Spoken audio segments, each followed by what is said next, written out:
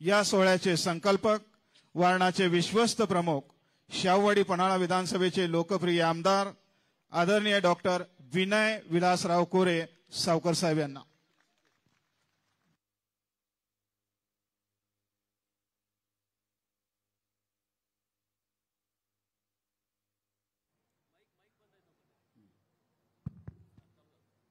स्वराज्याची उपराजधानी असणारा पन्हाळा, तुमचा माझा सगळ्यांचा अभिमान असणारा हा पन्हाळा, छत्रपती संभाजी महाराजांच्या अटकेनंतर रायगडाचा ज्या वेळेला पाडाव झाला त्यावेळेला ह्या स्वराज्याचं तख्त राखण्याचं काम करणारा हा पन्हाळा, शिवछत्रपतींच्या पासून स्वराज्याचा अभिमान सगळ्या महाराष्ट्रात फुलवणारा हा पन्हाळा, या पन्हाळ्याचा ऐतिहासिक असा हा विजय दिवस 6 मार्च, या विजय दिवशी खऱ्या अर्थानं ह्या गडाच्या विजयाचा आमच्या सगळ्यांच्या आयुष्यावर असणारा परिणाम आम्ही आनंदानं साजरा करणार. नव्या पिढीला पन्हाळ्याचा हा रणसंग्राम नव्या तंत्रज्ञानाच्या माध्यमातून पोहोचवणार, हे सांगणारा एक आगळा वेगळा आनंदाचा सोहळा आज तमाम शिवप्रेमींच्या साक्षीनं संपन्न होत असताना मनापासून या ठिकाणी उपस्थित राहिलेले कोल्हापूर जिल्ह्यातून आणि महाराष्ट्रातून आलेले माझे सगळे सहकारी कार्यकर्ते, मला अतिशय आनंद होतोय की महाराष्ट्राचं अधिवेशन चालू आहे आणि अधिवेशन चालू असताना पन्हाळ्याच्या विजयाचा दिवस पन्हाळ्यावर जाऊन संपन्न करावा, ही खऱ्या अर्थानं असणारी शिवछत्रपतींच्या बद्दलचं प्रेम, तळमळ, गडावरची असणारी आस्था ही पुन्हा महाराष्ट्रासमोर प्रकट केली पाहिजे. या भावनेतून ह्या कार्यक्रमासाठी उपस्थित राहिलेले महाराष्ट्राचे लाडके मुख्यमंत्री आदरणीय देवेंद्रजी फडणवीस साहेब, पहिल्यांदा मी माझ्या सगळ्या सहकाऱ्यांच्या वतीनं तुमचं या ठिकाणी मनापासून असं स्वागत करतो.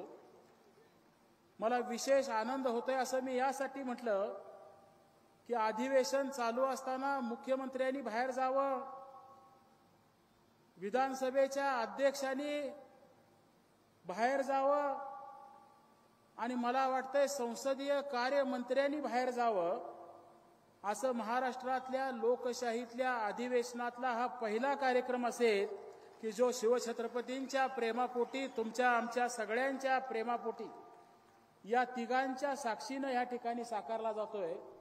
त्या आदरणीय नार्वेकर साहेब या ठिकाणी उपस्थित आहेत, आदरणीय चंद्रकांत दादा या ठिकाणी उपस्थित आहेत, आपल्या जिल्ह्याचे पालकमंत्री आदरणीय आबिटकर साहेब या ठिकाणी उपस्थित आहेत, आपल्या जिल्ह्याचे दुसरे सुपुत्र आणि वैद्यकीय शिक्षण मंत्री माझे सहकारी आदरणीय मुश्रीफ साहेब या ठिकाणी उपस्थित आहेत. प्रामुख्यानं आपल्या विभागाचं देशाच्या संसदेमध्ये प्रतिनिधित्व करणारे आपले खासदार आदरणीय धैर्यशील दादा माने, आदरणीय आपल्या जिल्ह्याचे दुसरे सुपुत्र आणि राज्यसभेमध्ये महाराष्ट्राचं प्रतिनिधित्व करणारे खासदार आदरणीय मुन्नासाहेब महाडिक, आदरणीय हळवणकर साहेब, विधिमंडळात माझ्याबरोबर काम करणारे, व्यासपीठावर उपस्थित असणारे आदरणीय अमोलजी महाडिक, आदरणीय राहुलजी आवाडे, आदरणीय शिवाजीराव पाटील, आदरणीय गोपीचंदजी पडळकर, हे सगळे माझे सहकारी या ठिकाणी उपस्थित आहेत.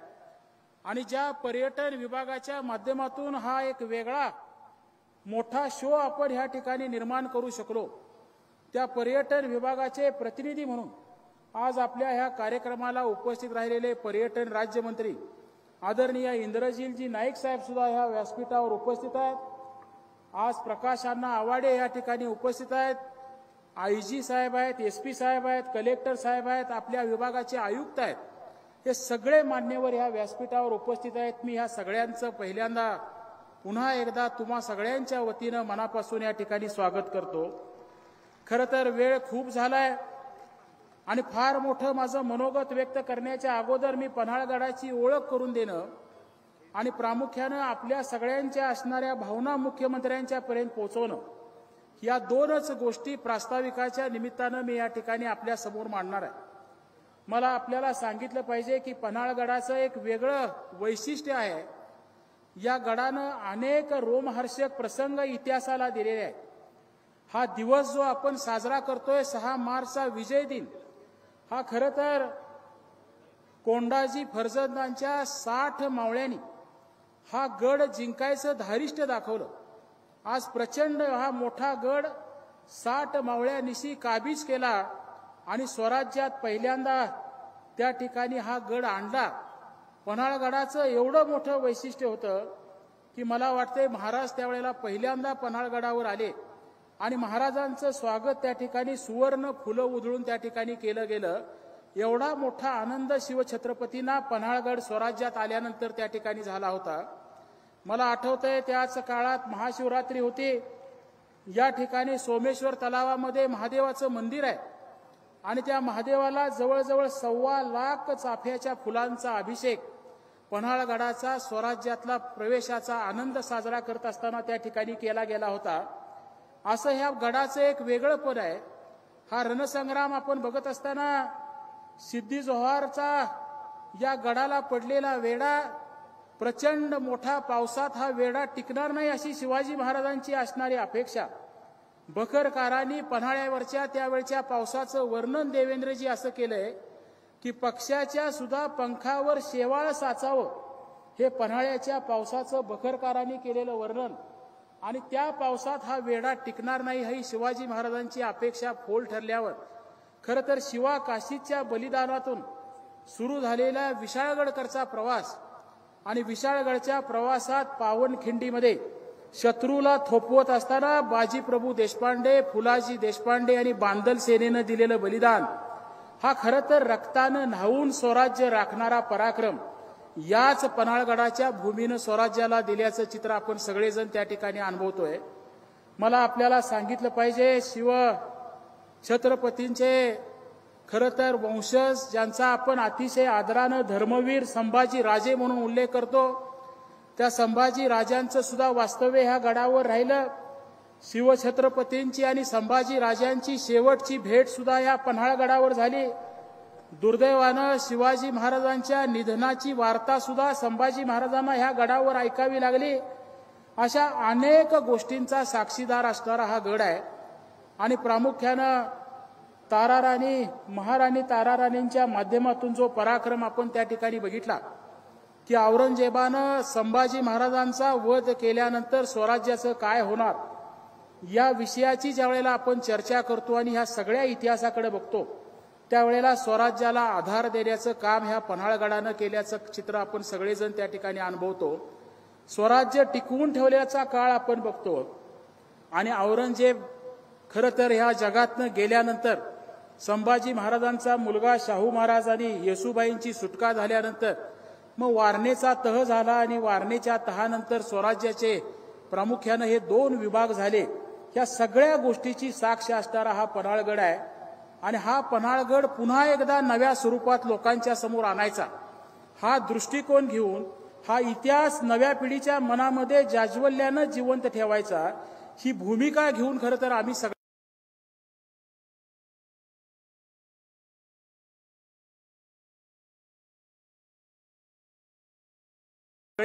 चा प्रकल्प आपण ह्या ठिकाणी केलाय. आज तुम्ही तो प्रकल्प बघितलाय. अतिशय सूचक अशी प्रतिक्रिया तुम्ही त्याबद्दल व्यक्त केलेली आहे. त्याच्याबद्दल मी फारसं बोलणार नाही, पण प्रामुख्यानं मी आपल्याला सांगेन की महाविकास आघाडीचं सरकार गेल्यानंतर एकनाथ शिंदेंच्या नेतृत्वाखाली ज्या वेळेला आपण महाराष्ट्रात नवं सरकार आणलं आणि मी पहिल्यांदा आपल्याला विनंती केली होती की आपण एक 2 विषयांची आढावा बैठक त्या ठिकाणी घ्यावी. आणि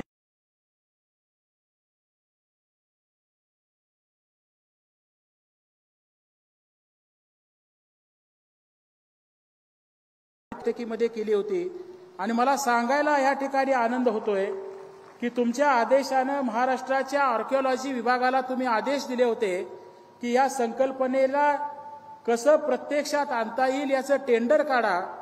अशा प्रकारचं काम करणाऱ्या गड किल्ल्यांचं आर्किओलॉजीचं काम करणाऱ्या आर्किटेक्टची नेमणूक करा.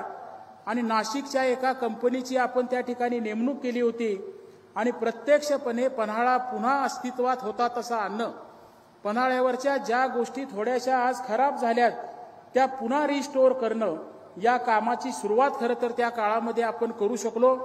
मला आज आपल्याला सांगायला आनंद होतोय की त्याचं सगळं इस्टिमेट आज पूर्णत्वाला त्या ठिकाणी गेलंय. 4 दरवाजा आपल्याला पुन्हा बांधता येईल. वाघ दरवाजा हा सुद्धा एक पन्हाळ्याची ओळख आहे की ज्या वाघ दरवाजाचं पन्हाळ्यावरचं डिझाईन एवढं शिवछत्रपतींना आवडलं की रायगड बांधत असताना पन्हाळ्यावरचं तसंच्या तसं डिझाईन घेऊन खरं तर रायगडवरचा वाघ दरवाजा त्या ठिकाणी बांधला गेला. तो वाघ दरवाजा सुद्धा नव्यानं आपल्याला या ठिकाणी बांधायचा आहे. नायकिनीचा सज्जा आपल्याला नव्यानं बांधायचा आहे आणि नव्या येणाऱ्या आपल्या पिढ्यांच्या समोर हा जाज्वल्य इतिहास त्या ठिकाणी टिकवायचा आम्ही पूर्ण आज नियोजन त्या ठिकाणी केलंय. मला आपल्याला विनंती करायची आहे की तुम्ही त्याही नियोजनाला मान्यता द्या. तुम्ही मुख्यमंत्री झाल्यापासून अनेक नव्या गोष्टींचे निर्णय त्या ठिकाणी करताय.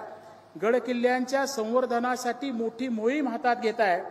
मला पन्हाळावासियांना या ठिकाणी सांगितलं पाहिजे की देवेंद्रजींनी मुख्यमंत्री झाल्यानंतर खरं तर महाराष्ट्रातून काही किल्ल्यांना जागतिक वारसा स्थळामध्ये समावेश व्हावा यासाठी जाणीवपूर्वक महाराष्ट्र सरकारच्या वतीनं प्रयत्न केले आणि या जागतिक वारसा स्थळामध्ये महाराष्ट्रातनं पहिलं नाव जर कुणाचं गेलं असेल तर ते तुमच्या आणि माझ्या पन्हाळा गडाचं त्या ठिकाणी नाव आज गेलंय आणि वर्ल्ड हेरिटेजमध्ये खरं तर ह्या पन्हाळगडाचा त्या ठिकाणी समावेश होणार आहे. मला वाटते मागच्याच 15-3 आठवड्यापूर्वी आपले सांस्कृतिक कार्यमंत्री आशिष शेलार आणि विकास खारगे या विभागाचे सचिव हे दोघंजण त्या कामासाठी पॅरिसला गेले होते आणि लवकरच कदाचित आपल्याला ही आनंदाची बातमी त्या ठिकाणी मिळेल अशी अपेक्षा सुद्धा मी या कार्यक्रमाच्या निमित्तानं आपल्या सगळ्यांच्या समोर व्यक्त करतोय. मला साहेबांना सांगितलं पाहिजे की दुसरा एक विषय आपण हातात घेतला होता.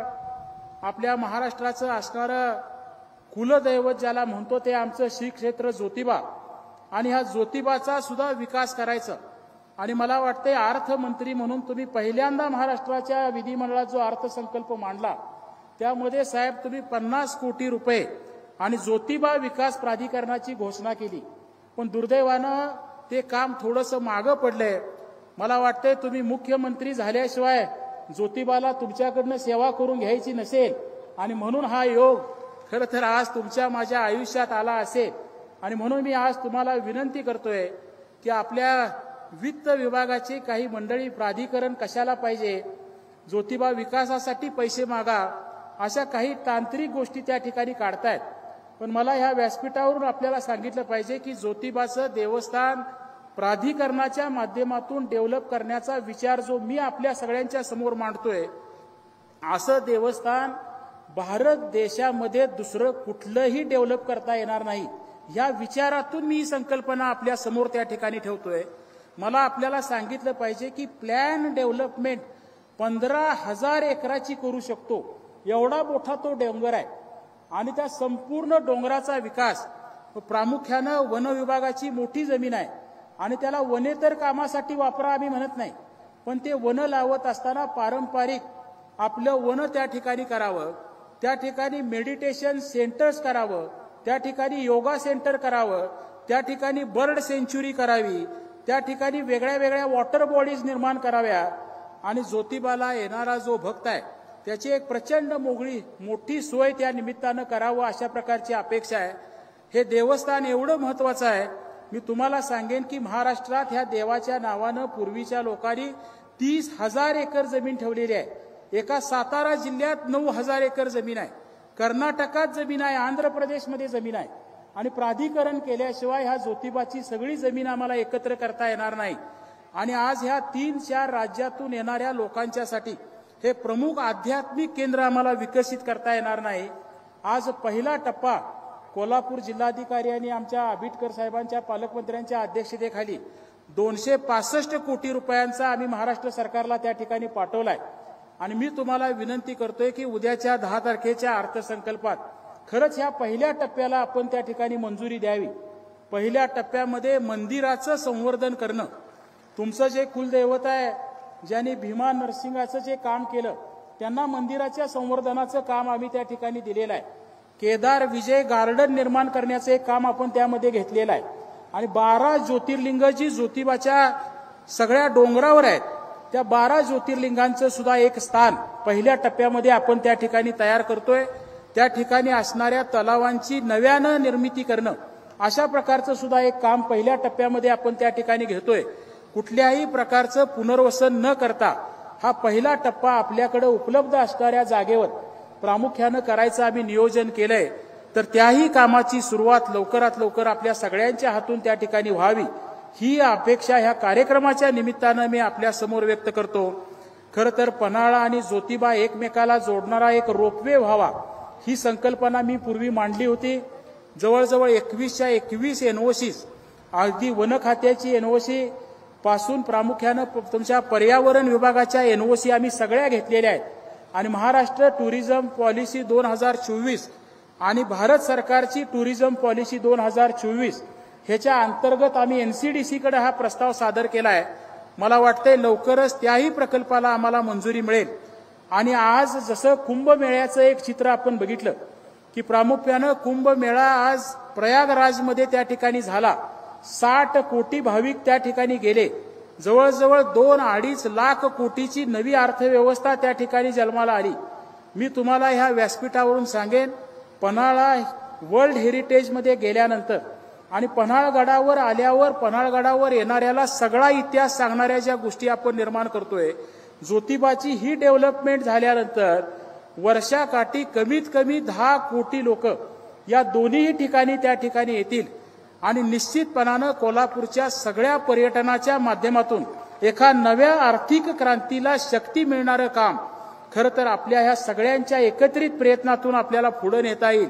आणि त्या दृष्टीनं आपण या दोन्ही विषयांच्याकडे बघावं.